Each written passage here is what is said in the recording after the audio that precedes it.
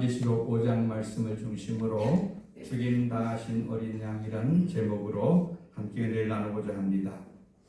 이번 주간은 말씀드린 대로 고난주간입니다.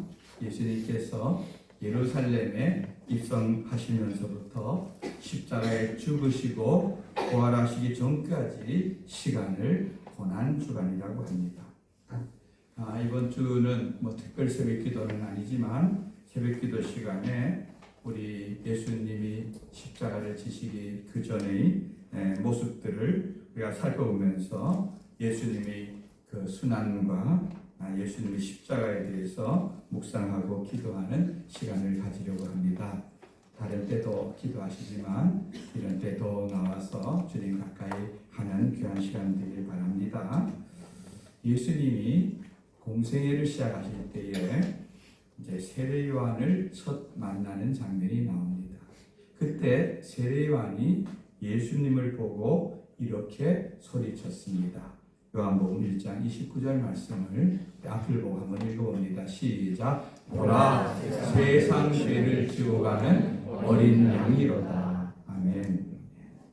보라, 세상 죄를 지워가는 하나님의 어린 양이로다. 여러분, 우리 사람을 양에다 비유한다는 것은 우리에게는 그렇게 와닿거나 익숙한 그런 표현은 아닙니다만 유대인들에게는 이것은 너무나 그 의미가 무엇인지를 그들은 듣자마자 알았습니다. 왜냐하면 유대인들은 자기들이 죄를 지으면은 그 죄를 씻기 위해서 대속 제물로, 속죄 제물로 어린 양을 끌고 늘 성전에 올라가서 제사드렸기 때문인 것입니다. 그래서 유대인들은 이 얘기를 들으면 예수님이 온 인류의 죄를 대속할 속죄 제물로 이 땅에 오셨구나, 이렇게 그 얘기를 들으면서 이해를 했던 것입니다.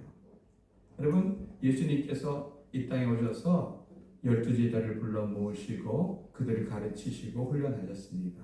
그리고 그들에게 아주 중요한 장소가 있습니다. 마태복음 16장에 보면은 가이사랴 빌립보라고 하는 곳에 가셔서 예수님이 그들에게 묻습니다. 사람들은 나를 누구라 하느냐? 그리고 더 정확하게 그들에게 너희는 나를 누구라 하느냐 하는 질문을 던집니다. 너희는 나를 누구라 하느냐? 너희는 나를 어떤 사람으로 알고 제자가 되고 지금까지 따라왔느냐 하는 그런 질문입니다. 여러분은 예수님을 어떤 분으로 알고 따르고 믿고 있습니까? 그 질문 앞에 제자들을 대표해서 베드로가 이렇게 고백하죠. 주님은 그리스도십니다. 그리고 하나님의 아들입니다. 정말 멋진 고백이죠. 예수님을 그리스도, 즉 구세주로, 그리고 하나님의 아들 되신 분으로 고백하였습니다. 그런데요, 예수님이 이 고백을 들으시고 베드로의 그 믿음, 그 신앙 고백을 칭찬하신 이후에 예수님께 하신 일이 뭔지 아닙니까? 이때로부터 이 신앙 고백이 있은 그때가 기점이 되어서 예수님은 자기가 십자가에 달려 죽으실 것을 그들에게 비로소 가르치기 시작했습니다. 내가 예루살렘에 올라갈 것이다. 그러면은 서기관과 대제사장과 바리새인들에게 나는 잡힐 것이고 그들에게 고난당하고 그들이 십자가에 결국 죽고 3일 만에 부활할 것이다 하는 얘기를 3번에 걸쳐서 제자들에게 하십니다. 그 당시 제자들은 그것이 무슨 말씀인지 제대로 이해하지 못했지만은 예수님은 그것을 통해서 내가 너희들이 아는 하나님의 아들로서 구원자로서 내가 어떻게 해서 그 구원의 뜻을 이루고자 하는 것인 것을 그들에게 분명히 알리신 것입니다. 나는 구세주이고 하나님의 아들이지만 내 구세주됨은 십자가를 통해서 이루어질 것을 아시고 그들에게 말씀하시고 가르치셨던 것입니다. 여러분, 당시 십자가형은 로마 나라가 여러 많은 나라를 식민지 삼았습니다. 그리고 식민지 사람들을 통치하기 수단으로 쓰던 공개적인 사형틀이었습니다.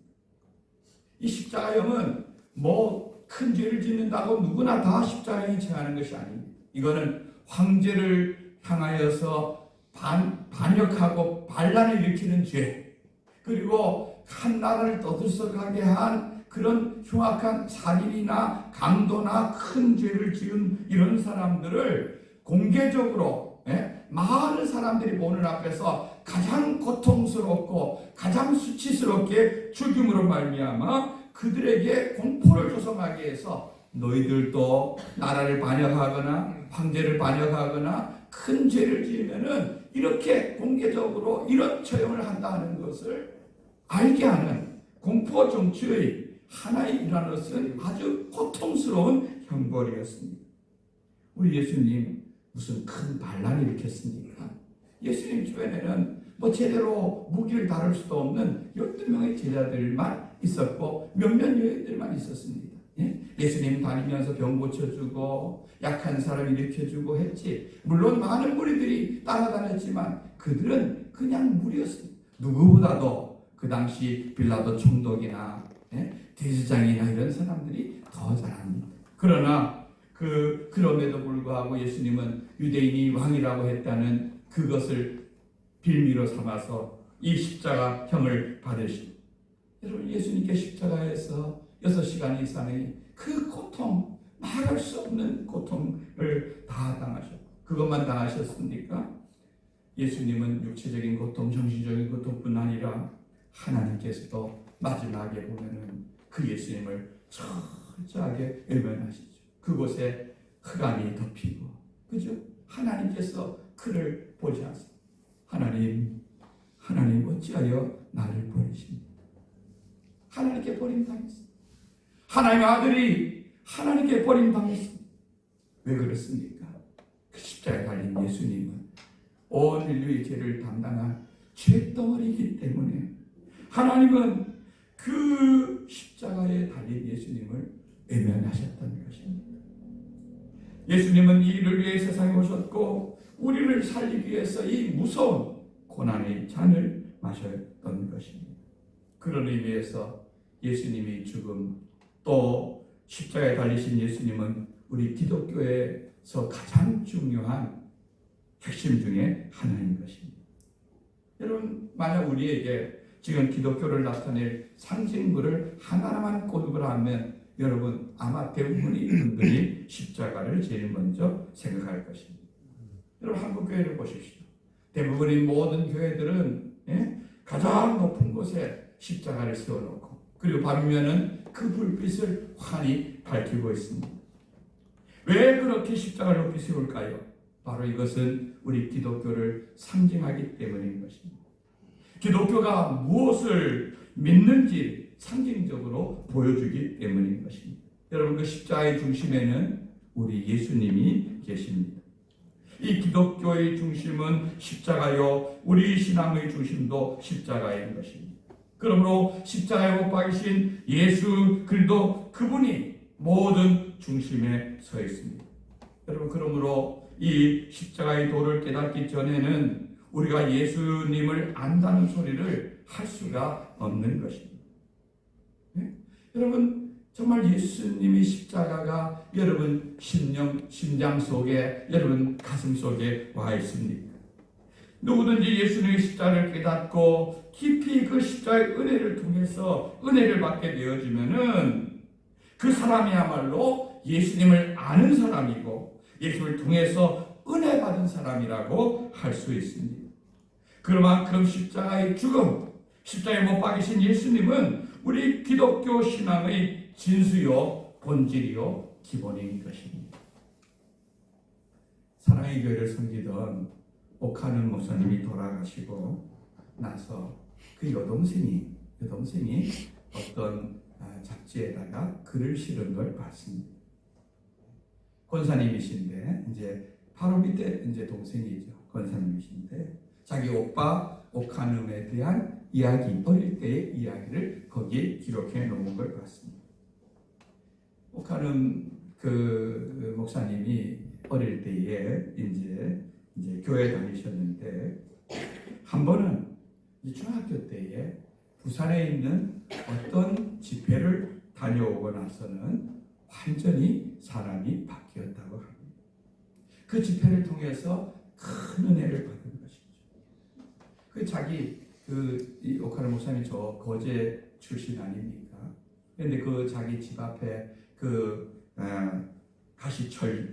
철조망이 이렇게 있었는데 울타리로 이렇게 있었는데 그 가시철조망을 손으로 붙잡고 매일 울면서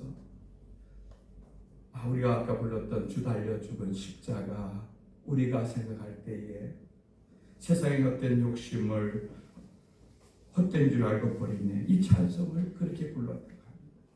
3절에 보면은요 못 박힌 손발 보니 큰 자비 나타나시고 가시로 만든 면류관 우리를 위해 쓰셨다. 4절이 뭡니까? 온 세상 만물 가져도 우리 그 사랑 다 못 갖겠네. 내 몸으로 이 몸으로 점을 삼겠네.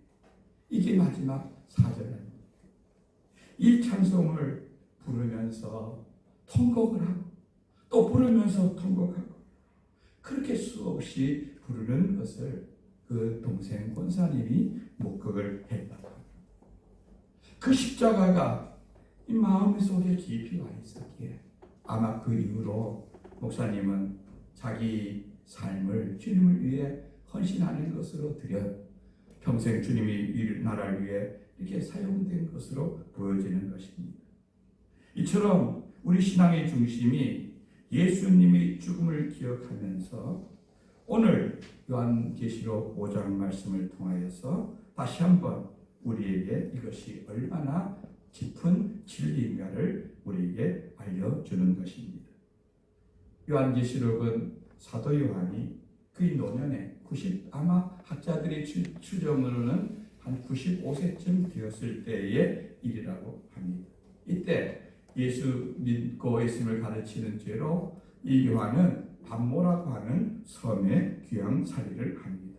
거기에서 기록한 책인데 하루는 환상 중에 하나님의 영광을 봅니다.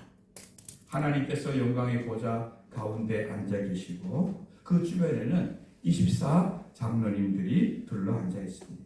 거기에 네 생물, 천사를 대표하는 네 생물이 있고 그들을 둘러싸이는 수많은 천군 천사들이 가득 있습니다. 더 중요한 것은 가장 중앙 하나님의 보좌 옆에 바로 어린 양이 서 계시는 것을 보았습니다. 요한계시록 5장 6절 말씀을 함께 읽어봅니다. 시작. 내가 또 보니 보좌와 네 생물과 장로들 사이에 한 어린 양이 서 있는데 일찍이 죽임을 당한 것 같더라. 여러분, 하나님의 보좌 우편에 있는 어린 양, 일찍 죽임당한 어린 양은 누구를 가리킵니까? 예수님을 가리키는 것이죠. 그런데 왜 여기에 부활한 예수님, 하늘나라로 승천한 예수님의 모습이 기록되지 않고 어린 양의 모습을 기록하고 있을까요? 이 어린 양이란 말은 바로 우리 죄를 대속하기 위해서 십자가에 죽으신 예수님의 모습을 가리키는 것입니다. 십자가의 죽음의 흔적을 가진 예수님의 모습을 이야기하고 있습니다. 여러분, 이것은 십자가를 통하지 않고서는 누구라도 하나님 나라로 갈 수 없고 천국에서도 십자가의 주님이 중요하다는 것을 우리에게 가르쳐 주고 있는 것입니다. 우리가 이 십자가를 신앙의 중심으로 인정하고 십자가의 주님을 항상 주목하고 바라보고 따르려면 우리가 다음 두 가지를 행해야 하는 것입니다. 첫째는요, 십자가에 죽으신 주님을 꼭 믿어야 하는 것입니다. 십자가에 죽으신 예수님이 죄 없는 하나님의 아들 되심을 믿어야 합니다. 예수님이 우리 죄를 담당하셔서 짊어지시고 나를 위해 대신 죽으셨다는 것을 여러분 믿으시기를 바랍니다. 9절 중간에 보면은요, 각 족속과 방언과 백성과 나라들 가운데서 사람들을 피로 사서 하나님께 드리셨다. 누가 우리를 피로 사서 하나님께 드리셨다는 것입니까? 바로 예수님께서 십자가의 죽음으로 말미암아 자기 피로 우리를 사서 하나님께 드린 것입니다. 여러분 10절 말씀을 보십시오. 그들로 우리 하나님 앞에서 나라와 제사장들을 삼으셨으니 그들이 땅에서 왕노릇하리로다. 여러분 하나님께서는 이 땅 가운데서 이렇게 예수님 피로 산 그 백성들을 통하여 하나님 나라를 만들었습니다. 우리를 하나님 나라의 제사장으로 삼으신 것을 여러분 믿으시기 바랍니다. 그리고 그 앞에서 예수님과 함께 영원토록 왕노릇할 영광스러운 존재로 만드신 것입니다. 여러분 이 모든 것이 우리 같은 죄인에게 가능한 것은 바로 어린 양이신 그 예수님이 십자가의 죽으심으로 말미암아 가능하게 된 것을 여러분 믿으시기를 주님의 이름으로 축원드립니다. 두 번째는 십자가에서 죽으신 주님을 찬양해야 하는 것입니다. 오늘 말씀에 보면은 어린 양 예수님이 하나님으로부터 책을 받아 펴기 시작하자 놀라운 합창이 그 천국의 천성에 가득 울려 퍼지기 시작합니다. 여러분 여기서 말하는 이 두루마리 책은요 앞으로 이 세상 가운데 이루어질 하나님의 계획들에 대한 것입니다. 8절을 보면은 24장로들이 나오는데 그들은 각각 검은 고를 가지고 있습니다. 그 검은 고를 가지고 예수님을 찬송하는 것입니다. 그리고 9절에 보면은 새 노래로 가지고 주님을 찬송합니다. 11절을 보면은 천군과 천사, 수많은 천군 천사들이 찬양을 합니다. 그리고 뿐만 아니라 13절을 보면은 하늘에 있는 자들과 땅에 있는 자들과 땅 아래 있는 자들과 모든 피조물이 어린 양 되신 예수님을 찬양하는 것입니다. 이 말은 천국의 중심에는요 찬양이 있다는 것입니다. 여러분 찬양이 언제 나옵니까? 찬양이 언제 터져 나옵니까? 하나님의 은혜가 우리 마음속에 가득하고 넘치면은 그 심령 속에서 찬양이 나올 줄 믿습니다. 아멘. 찬양을 별로 좋아하지 않는 사람은 아마 천국 가면 좀 심심할 것 같아요. 그죠? 천국에는요 더 이상 우리가 주님 앞에 뭐 기도할 내용도 없고요. 왜? 그 땅에서는 다 이루어졌으니까요. 그러나 찬양은 영원토록 넘쳐나는 곳이 천국인 줄 믿습니다. 그러면 찬양은요 노래를 잘하는 걸 의미하지 않아요. 예? 이 노래 잘하는 것 별로 중요하지 않습니다. 찬양은요 우리들이 신앙 고백인 줄 믿습니다. 우리가 주님의 받은 그 은혜와 그 사랑을 생각할 때에 그분께 우리들이 마음을 다하여서 내 고백을 올려드리는 것이 찬양이 되고 곡조 있는 노래가 되는 것입니다. 우리가 십자가의 사랑을 느낄 때 우리는 찬양을 할 수가 있습니다. 그 주님 때문에 내가 하늘에 있는 복과 땅에 있는 복을 받아서 영광스러운 하나님의 자녀가 되고 구원받았으니 이걸 생각하면 우리는 하나님께 찬양과 영광을 돌리지 않을 수가 없는 것입니다. 여러분 날마다 십자가 앞으로 더 가까이 나아가면서 찬송하시는 그런 주님의 복된 백성 되기를 원합니다. 십자가의 주님 바라보십시오. 그리고 그 주님을 믿으십시오. 그리고 주님을 사랑하십시오. 그리고 그 주님을 찬양하시는 성도들이 되시기를 주님의 이름으로 축원드립니다. 아멘. 다시 한 성례 예식을 드립니다.